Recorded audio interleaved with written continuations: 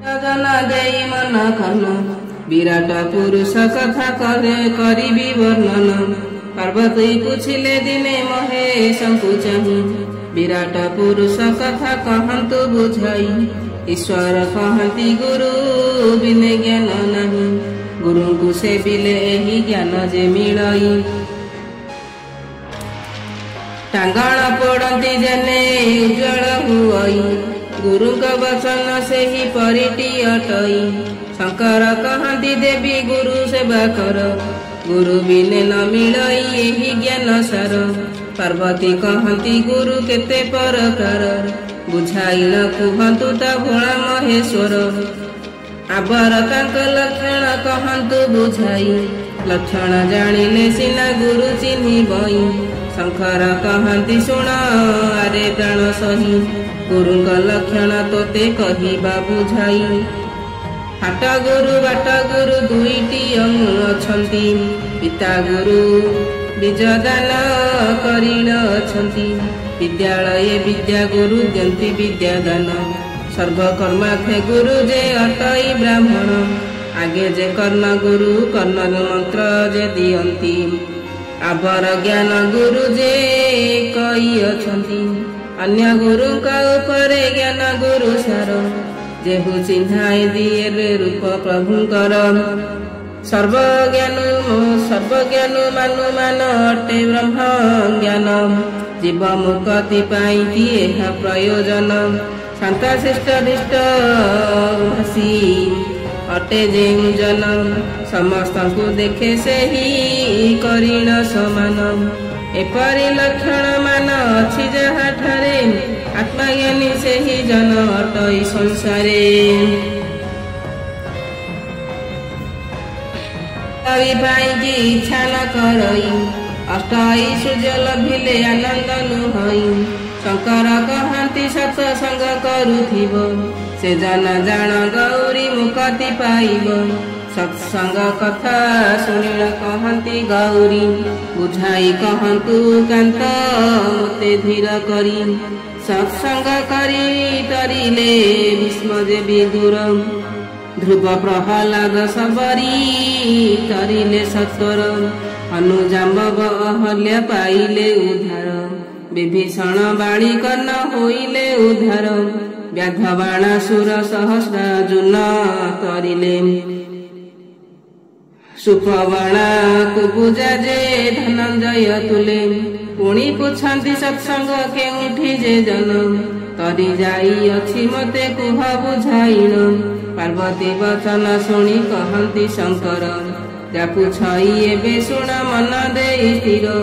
ବିଦୁର ଭକତି କଥା ଶୁଣ ମନ ଦେଇ ପାଣ୍ଡବଙ୍କ ପାଇଁ ମାଗିଗଲେ ଯଦୁସାଇ। ଦୁର୍ଯ୍ୟୋଧନ କପାସକୁ ଗଲେ ନାରାୟଣ ଦେଖି ବିଦୁର ତାହାକୁ ନେଲାଟି ଡାକିଣ। ପ୍ରଭୁଙ୍କୁ ଦେଖି ବିଦୁର ପାଛଟି ଆଣିଲା ଭକ୍ତିରେ ନେଇ ମଣ ହିଁ ତହିଁ କରାଇଲା। କୌରବ ସଭାରେ ତହିଁ ଉଭା ଭଗବାନ ଦୁର୍ଯ୍ୟୋଧନ ସେହିଠାରେ ଦେଲା ଅପମାନ। ଅନେକ ପ୍ରକାରେ ହରି ବୁଝାଇ କହିଲେ ଦୁର୍ଯ୍ୟୋଧନ କର୍ଣ୍ଣପାତ ନ କରିଲା କିଣେ। ନାନା ପ୍ରକାରେ ତାହାଙ୍କୁ କରି ଅପମାନ ସେହିଠାରୁ ଫେରାଇ ନ ଦେଲା ଦୁର୍ଯ୍ୟୋଧନ। କୃଷ୍ଣନାଶନ ଚିକୃତେ ଜଗତ ଠାକୁର ନୃସିଂହ ମୂରତି ପ୍ରଭୁ ଧରିତ କାଳ। ସଭାରୁ ପଳାଇ ଆସି ବିଦୁର ମନ୍ଦିରେ ବିଶ୍ରାମ କରିଲେ ହରି ଆନନ୍ଦ ମନରେ। ଚରଣ ଧୋଇଣ ପାଦ ଉଦକ ପାଇଲେ ନିସ୍ତରିଲି ମହାପ୍ରଭୁ ବୋଲେଣ ବୋଇଲେ। ବିଦୁର ପତ୍ନୀ ଯତ୍ନେ ଚକୁଳି କରିଥିଲେ ଷଡ଼ରସରେ ବ୍ୟଞ୍ଜନ ତହୁଁ ତିଆରିଲେ। ଶ୍ରୀକୃଷ୍ଣଙ୍କ ସଙ୍ଗତରେ ଋଷିଗଣ ଥିଲେ ଅମୃତ ସମାନ ସର୍ବେ ଭୋଜନ କରିଲେ। ଅବଶେଷେ ଯାହା ଦୁହେଁ କରିଲେ ଭୋଜନ ବର ପ୍ରଦାନ କରିଲେ ଜଗତ ଜୀବନ। ନାରାୟଣ ପଲଟ ଅସ୍ତ୍ର ବିଶ୍ୱମାରେ ବିଶ୍ୱରୂପ ଧରି କୃଷ୍ଣ ସଂହାରିଲେ ତରେ। ପ୍ରଭୁଙ୍କର ଦିବ୍ୟ ରୂପ କରି ଦର୍ଶନ स्तुति कले भीष्म त्याग करी सरासन अपुत्रिक दस्यु एबे हुआ तू धर प्रसन्न होइना प्रभु देले एहि वर उत्तान पाद नाम रे कनग नरवर सुरुचि सुनीता बेनी राणी ताहांकर एक नारी प्रेम रे बस नर रण आन प्रति स्नेह उणा करती राजन ध्रुव एक नंदन माता जे ताहार बने निर्वासन करी देले नरवर माता ठारू पिता परिचय पाई दिने ध्रुव पिता कोड़े बसी थिला जाई कोड़ू उठाई न देले भी माता ताहार पलाई आसिला ध्रुव दुखित अंतर सप्त ऋषि को पाइन लभि दिव्य ज्ञान ध्रुव लाभ कला पुणी हरि दर्शन स्वर्गपुरे सप्तषि मंडले निकटरे ध्रुव लोके रहिले से हरि कृपारे श्रीराम सत्य पाणिण वनवासे गले अरण्य सबरुणी कुसे उद्धरिले जेते बेले सुग्रीराम होइण मैत्र स्नेहरे श्रीराम ताकु करे कोलाग्रत ताहार पातक सबु होइला खंडन ताठारे सुदया कले जगत जीवन सेमंतक मणि जोगु जाम्बवान भले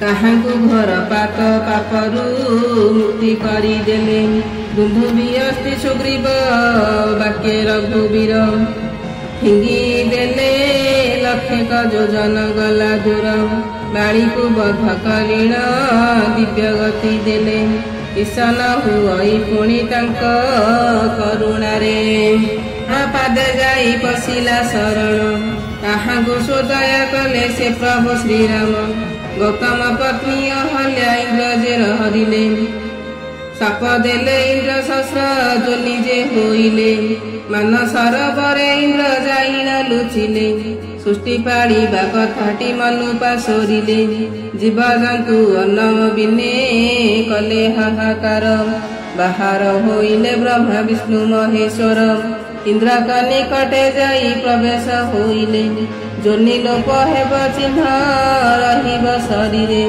एपरि कहते इंद्र धरी चिन्ह मान विजय कले आनंदे अपना भुवन तेणु सहस्र जोनि नाम इंद्रर अटई पार्वती को कहउछंती वृषभ गोसाई विश्वामित्र तप इच्छा कले पूर्व काले वशिष्ठंक साधे हारी गले दिवा विदा विवादरे तिनी पुत्र पत्नी त्याग करी नरवर आचरण कले तप अत्यंत कठोर एक दिने विश्वामित्र पत्नी विचारई पुत्र विकी महरग देवी मुकटाई कनिष्ठ पुत्र को घेनी हाथ को चढ़ई वशिष्ठ देखिण माने विचार करई एहार पुत्र को किणिब जे जन तपस्यारु फेरी देव शेष कषण पुत्र को हाटरे तेणु न किणिले केही पुत्र को धरिण पत्नी गृहे प्रवेशई सुरसेना पुछा कले आगो नारीमणि पुत्र धरी पुणी किंबा कांदुछ तरुणी सुरसेन से राणी को देला पुणी धन काणिले से राणी मन आनंद होइल परशुराम अवतारे जगत ठाकुर संहारिले पुणी पूज बळे राणासुर बामन को बळी तिनी पाद देई दान चरण बांधि पाइला पातळ भुवन मय दैत्र मधुवीर प्रभु आश्रय करी गले पाइबारु नाम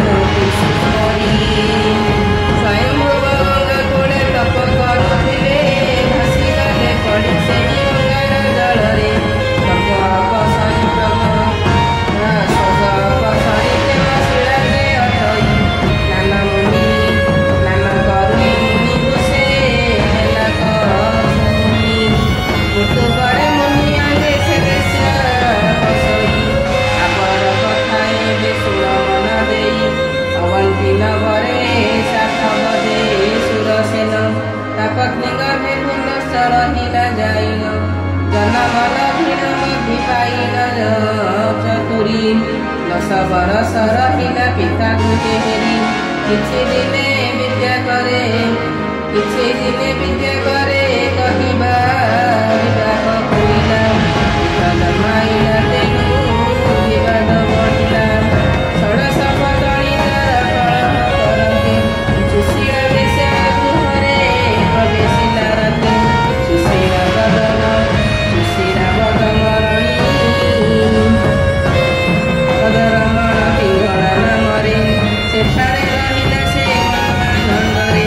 ପିଙ୍ଗଳାକୁ ସର୍ବଧନ କରି ଦେଇ ଦାନ ଚଳିଗଲା ସୁଶୀଳ ଯେ ଅମର ଭୁବନ। ଧନୀ ପୁତ୍ର ନାଥ ବୁଲ ବୁଲୁ ତାହାଙ୍କୁ ଦେଖିଲା। ପିଙ୍ଗଳା ସଙ୍ଗରେ ଭାବ ପୁଣି ବଢ଼ାଇଲା। ପିଙ୍ଗଳ ବେଶ୍ୟା କଥାରେ ସମ୍ମତ କରିଲ। ଚଳିଗଲା ଧନୀ ପୁତ୍ର ଆପଣା ଭୁବନ। ଧନୀ ପୁତ୍ର ନ ଆସନ୍ତେ ନିରାଶ ମନରେ ମନ ପ୍ରାଣ ବିକି ଦେଲା କୃଷ୍ଣ ଚରଣରେ। ଛୟାନଈ ଶସ୍ତ୍ର ରାଜା ନିଜ ବନ୍ଦୀ ଘର ବନ୍ଦୀ କରି ରଖିଥିଲା ଜରାସନ୍ଧ ବୀର।